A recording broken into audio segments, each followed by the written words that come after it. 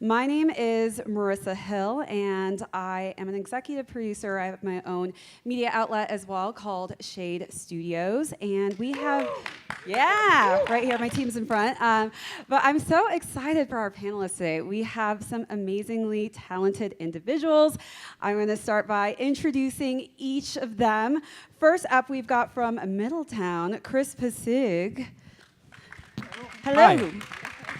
Hello, hello. Is your mic on, Chris? Yes, I love it. And next up from Ojai, we have the hair department head, Cynthia Vanis. Hi, thanks for having me. Shout out to New York over here as well, yes. And next up, we've got from the Brutalist, executive producer, Jiarui. Hi. And then from Bunnylovr, last but not least, we have the lovely Stephania Dulowski. Hi. So I'm going to start out with a question kind of for each of you, since we are in this topic of creative voices in the indie filmmaking scene. I always look at films as the teamwork makes the dream work, and I know that behind the scenes doesn't always get the shout outs that they deserve, and each of you is so integrated within each of the films that you're a part of, your important pieces. I know Cynthia for my hair. I don't know what I would do without a hairstylist like you.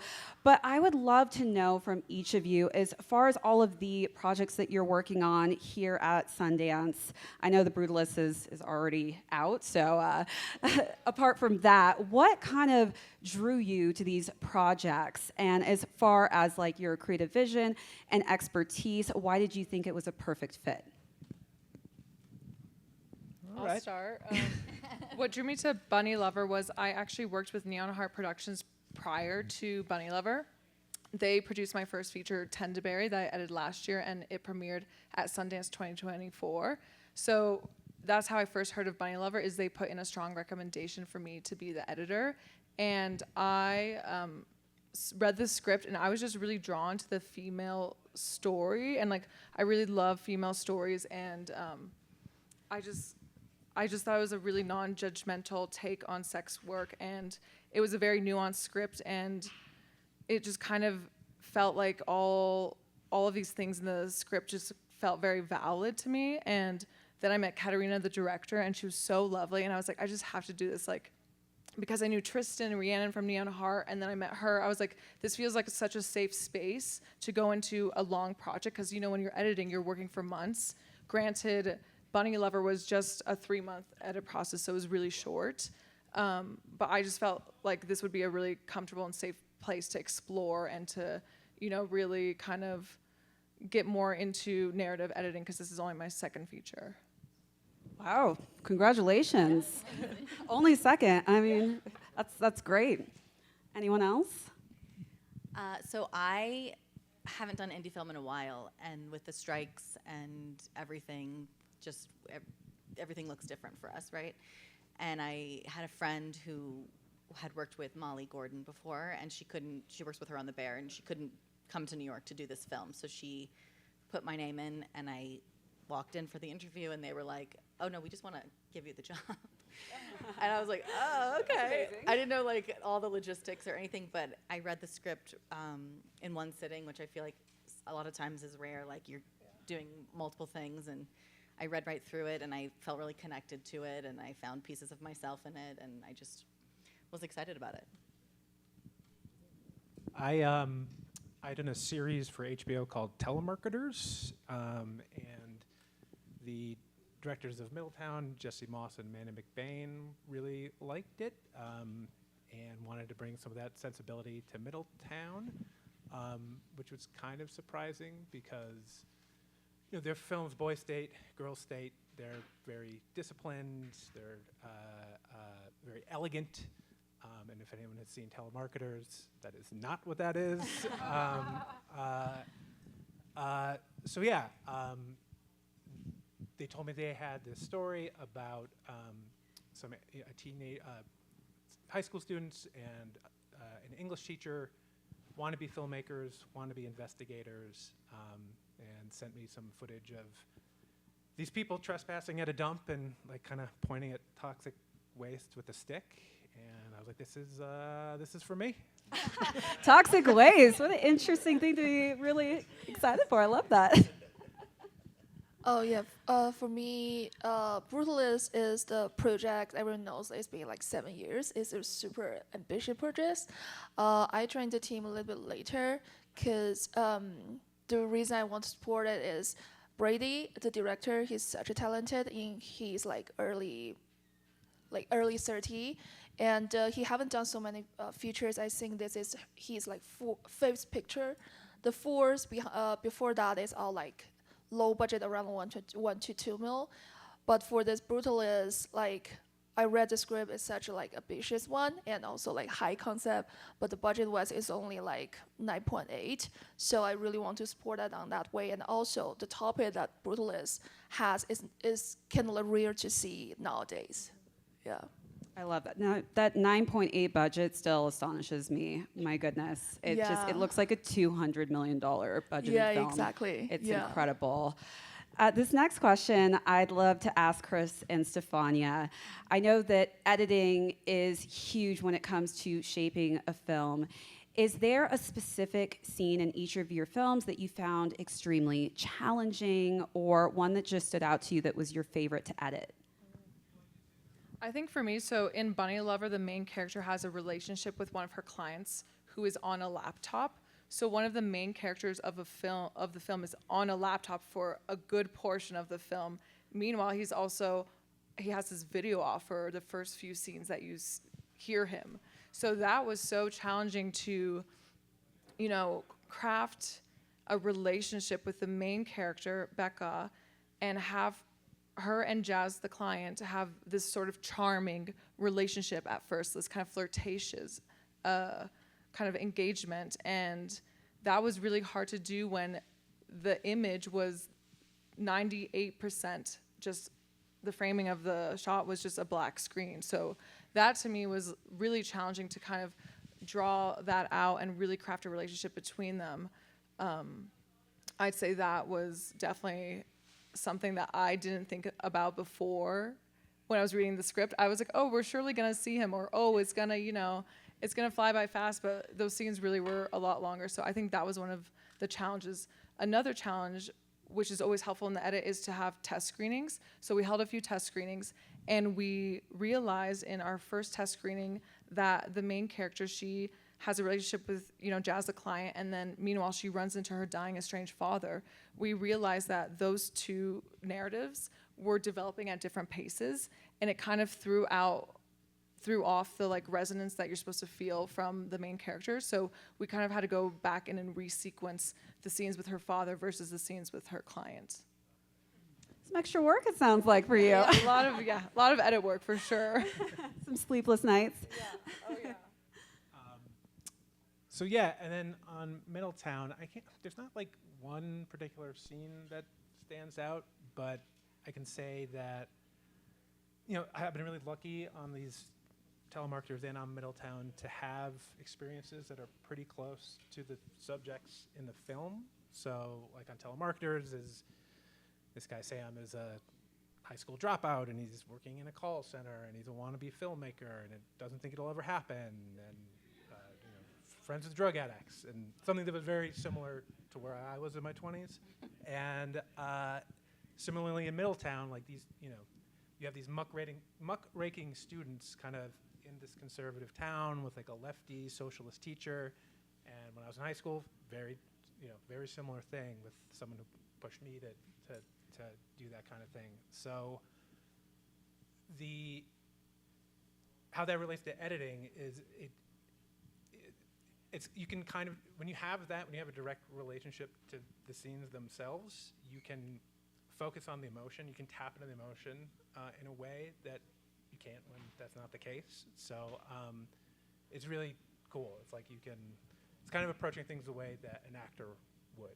And you don't want to like transpose yourself onto the scenes, but it's just an easier way into emotional truths. And I think, in Middletown, there's just a lot of joy, a lot of thrill in the kids that are like on the outskirts of the scenes, and I just think that cuts through.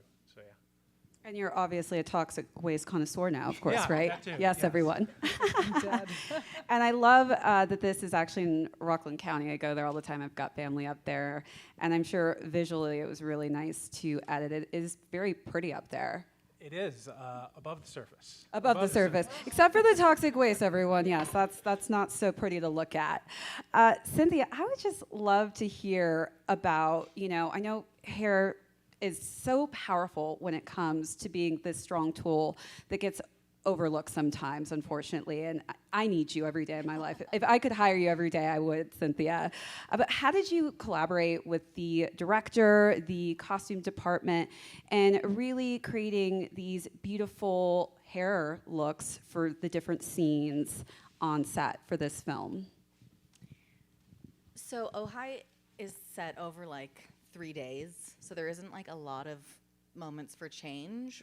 But there were like some really special, she does this sequence where I love Dolly Parton, and there's like this Dolly Parton moment. And so that was where we really kind of collaborated as like hair, makeup, wardrobe. Like Sophie had a vision, and we were like, we will make this happen. Like, what do you want it to look like, And no one's in hair, makeup, wardrobe, like our jobs are all very equal and they can't compete with each other. And if the hair doesn't look right, it doesn't make the makeup look good. And if the costume is off, the hair is gonna look bad. So it's like we really have to collectively feel in sync and understand what the character's doing, why she's doing it, and like make our choices accordingly. Mm-hmm. Like if she's in a car and there's going to be wind, it's like, hey, wardrobe, you got a clip?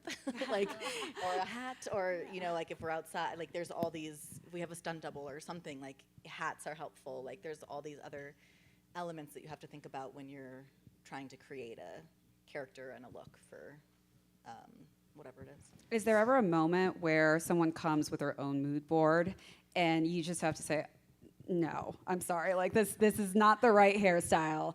Do you get to have a say, or sometimes do you just have to go with whatever it is, the direction they want? There's definitely been times where actors are like, I only part my hair here, and you can't use product, and you're like, oh, okay. So it's much easier when people let us do our job, for sure, but there's definitely a handful of people who are like, these are your parameters, figure it out, That's a tough one, but I'm sure everyone always looks stunning on set when you're on board. Jiarui, I would love to talk about how dynamic your role can be. For specifically the Brutalist, I know that balancing investor expectations with also having that pursuit of artistic integrity can be quite difficult to really have those two work hand in hand. How did you handle that coming into this project? I know you said you joined a little bit later in. Yeah, we did. So for me, I have on my fund the company called Incandescent Entertainment. I'm producer, but I also consider myself as the fund manager. So in order for us to do, we do most like debt and bridge, and that's make my investor, they're like navigate their risk. But we do also do the artistic one. And coming to the Brutalist, because I'm coming from an indie filmmaking market, I'm used to do like lots of things with like ultra low budget, but also trying to achieve the art achievement. So I see the same thing that Brutalist team they wanted to do, and also I like their ambitious, and so that's the part of the team, because the picture I produced before, I have done with really low budget, but also it turns out pretty good. So I use that to convince my investors to take the risk, because it's easier to like do like smaller thing, but also great, and to be achieved with like more achievement. I loved actually listening to Brady Corbet talk a little bit about kind of the finance side of things and kind of the struggle in really getting abused, I think, with pricing and uncovering this world of, these crazy budgets that, you're kind of asking yourself, like, why am I paying this amount? And I feel like it must have been so much fun working with him, on this project, because he understands that world so well. Yeah, definitely. Yeah, I think producing and directing the most interesting is like when you don't have money and you need to figure out a way to do it. That's the creative point I like in the indie filmmaking. And also that's why I think the indie could really support the investor. They don't need to lose a lot of money because we are still like creators. We are helping them to guard their fund. Exactly. I want to open this next question up to everyone. Collaboration is key in filmmaking. Can you share a story about a moment when you were working closely with another department that resulted in a breakthrough for a particular scene or character in any of your projects? I know that was a lot. I can do one, I think. So I was helping out on a thriller like almost 20 years ago, and I learned then that like an audience can forgive like imperfect picture, but they won't forgive imperfect sound. So this thriller is a guy who's having heart surgery, and he has anesthesia awareness, so he can feel everything that's going on, and he's hearing a conspiracy, and so. Before we worked with the sound team in the edit, you know, when this would happen, when he would get cut open, the actor, to his credit, is going for it and like screaming, but without sound design, it just kind of. I think I know this film. Wait. Yeah. My worst fear, going under the knife. But without doing something really creative with it, it just kind of sounded like a guy going like, ow, ow, Going crazy, owie, yeah. owie, ooh, ouch, ooh, ow.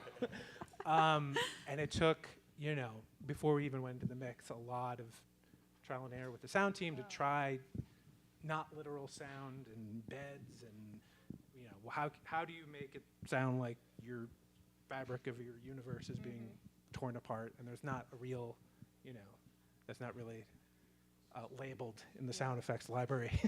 You know? So you have to, you know, it was great. It took a lot of time.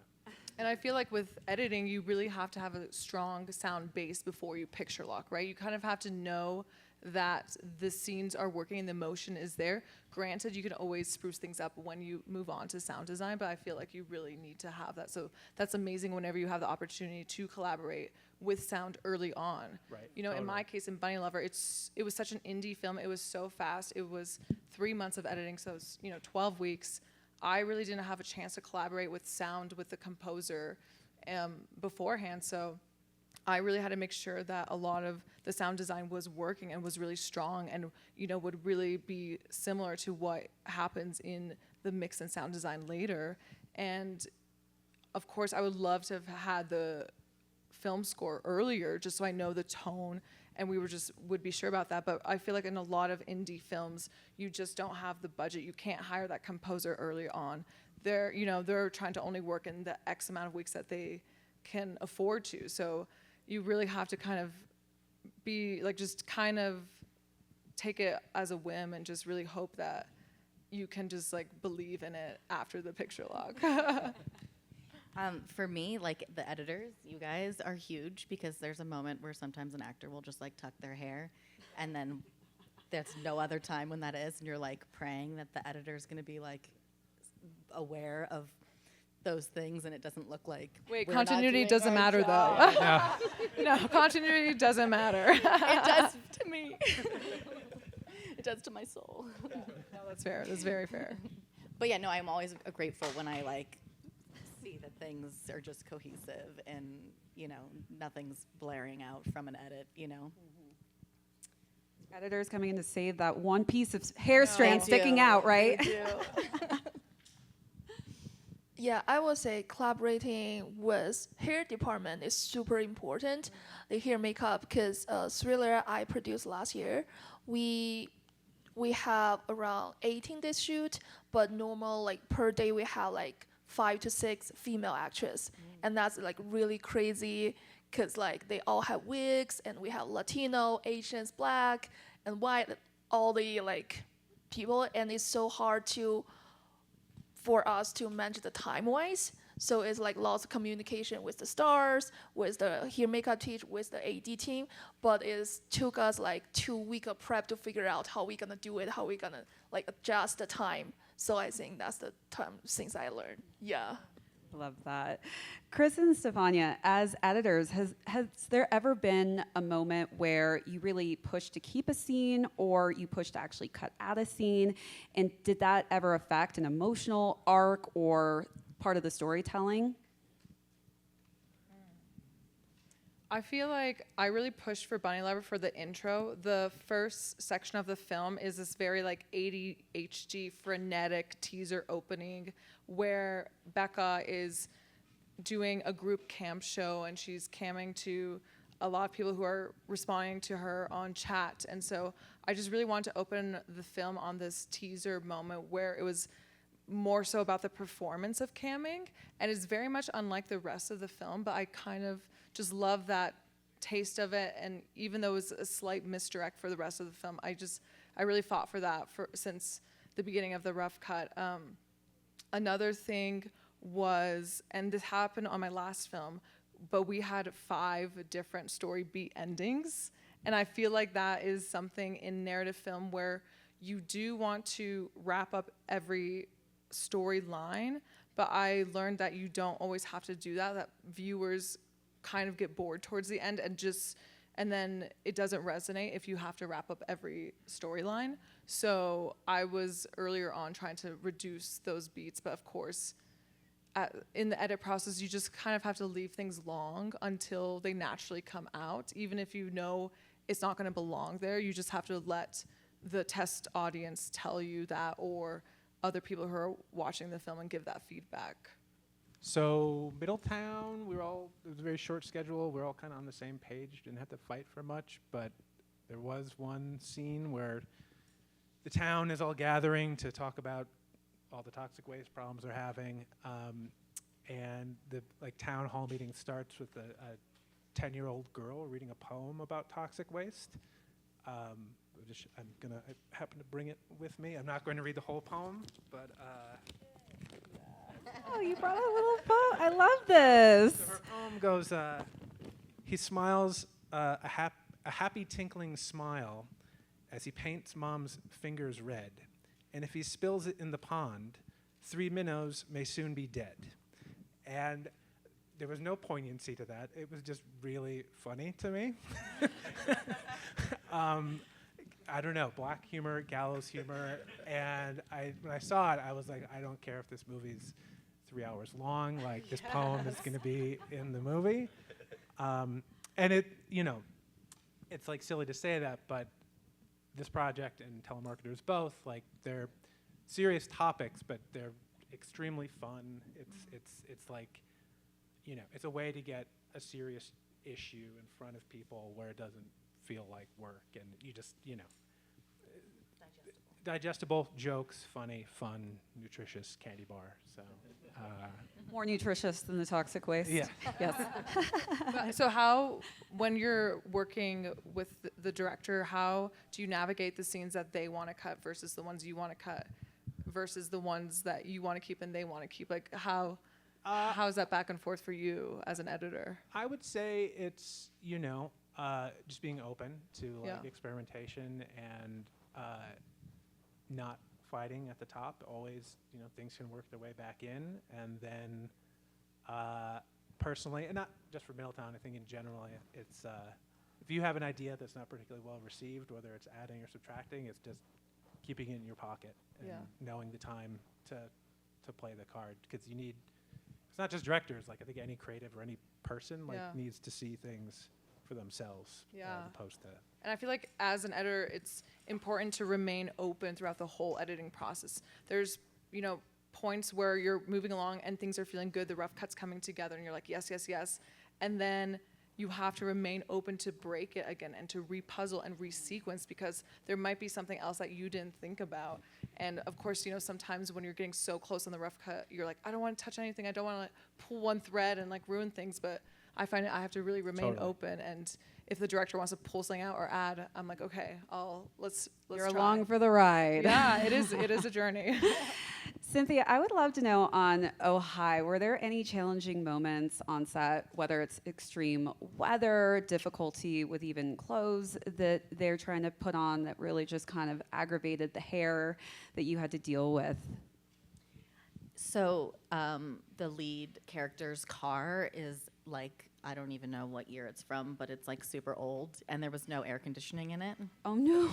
And it was summer, and we had to just like give them a paper towel and wave and hope for the best. And after, they would do their whole run, and then they'd come back and they'd be dripping in sweat. So we'd like, clean them up as best we could. But once they left, there was like nothing we could do. We just sort of had to Sweaty hair, don't care. hope it would look okay. But yeah, that was, and then we had one night that the same thing. It was like really cold and wet, and hair just not like that. Wow, looks like you had two different spectrums, either icy hot or icy cold. Jiarui, I would love to know how you navigate the delicate balance between meeting your investors and expectations for profitability and supporting projects like The Brutalist that prioritize artistic innovation and creative risk. So for me, because my fund is not based on project by project, we do annually return for my investor. It's like extremely hard for me to open this one because if you don't have any track record, why people give money and you don't have like collaterals. So, but once you get it like rolling and you keep doing the right thing for your investor, they actually give you the fully control of their investment.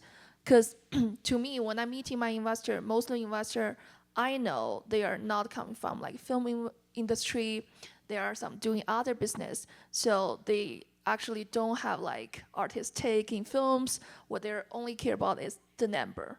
As long as the number and the finance plan makes sense, they're totally agree whatever you pick. As long as like there's collateral and there's low risk. But for me as a manager is I help them to lower the risk, but as a return, I do have the ability to do some like art stuff, so I can have my taste to show to them. That's how Brutalist turned out, because we use some of our profit balls and to get to the Brutalist and to help make these things happen.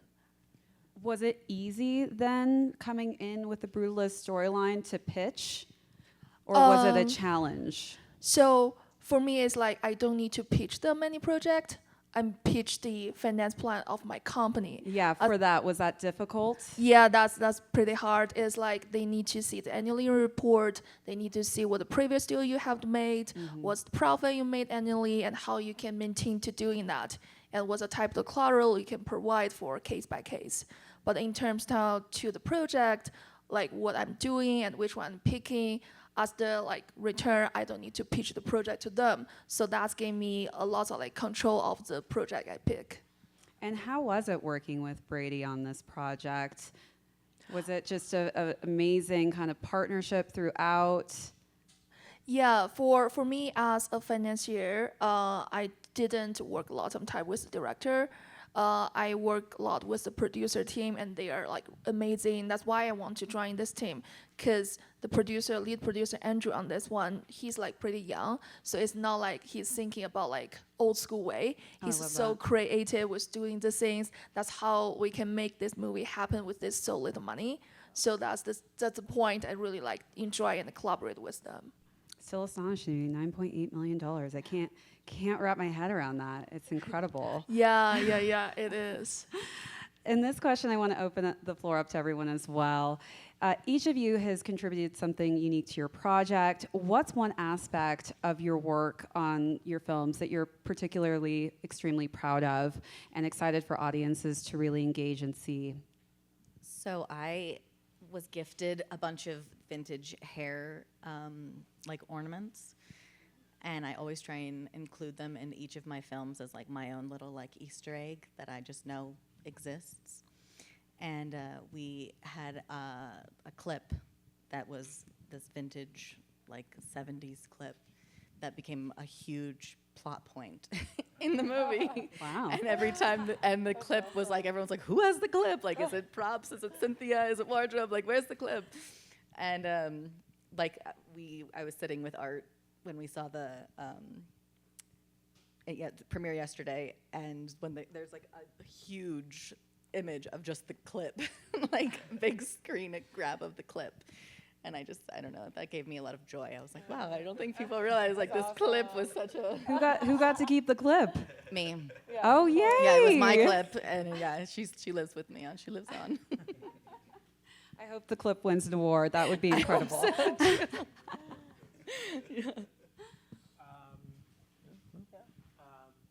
So one of the things in our movie, we have these kids are in 1992, and they're budding environmentalists, and they're really strident about the problem they're fighting.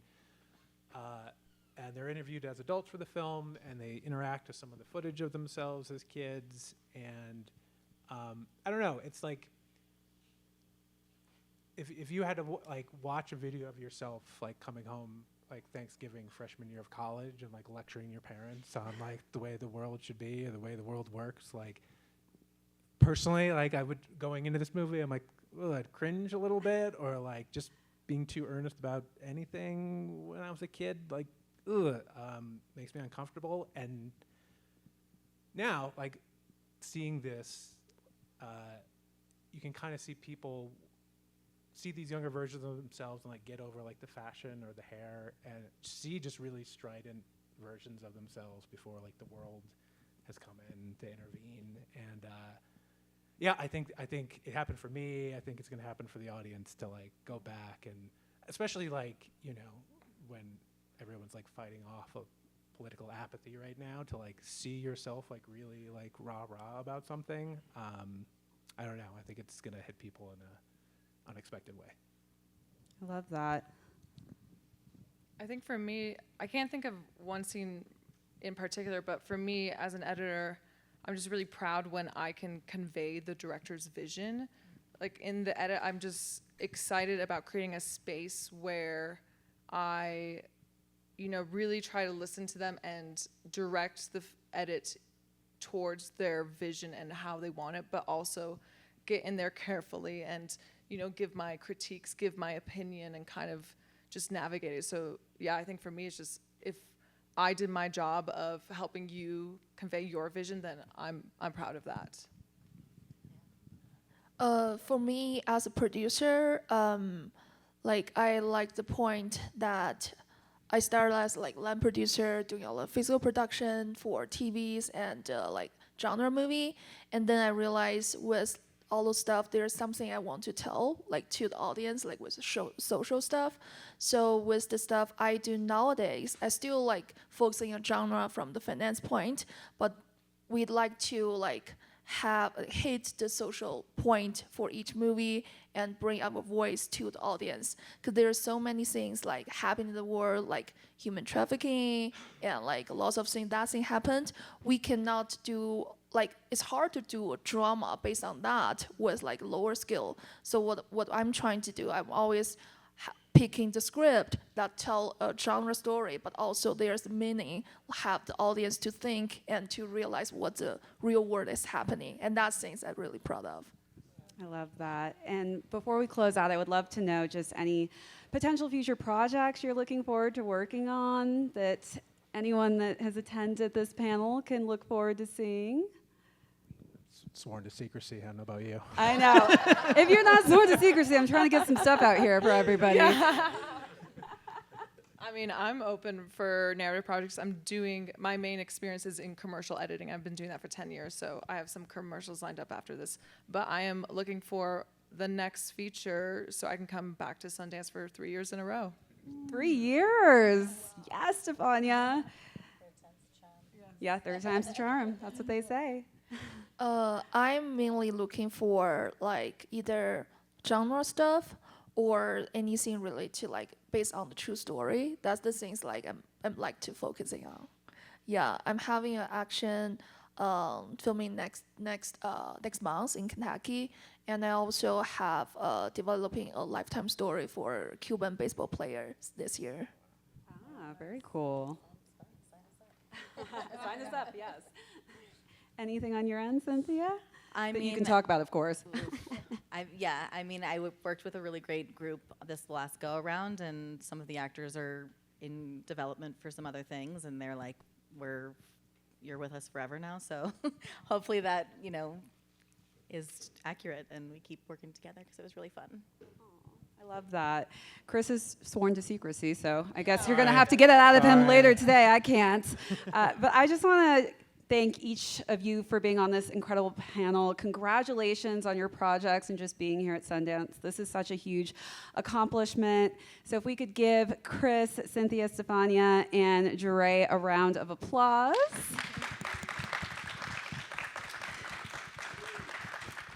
And I also just want to thank Impact 24 PR for putting this on, as well as Goodside for putting this panel together, and of course to all of you for joining us.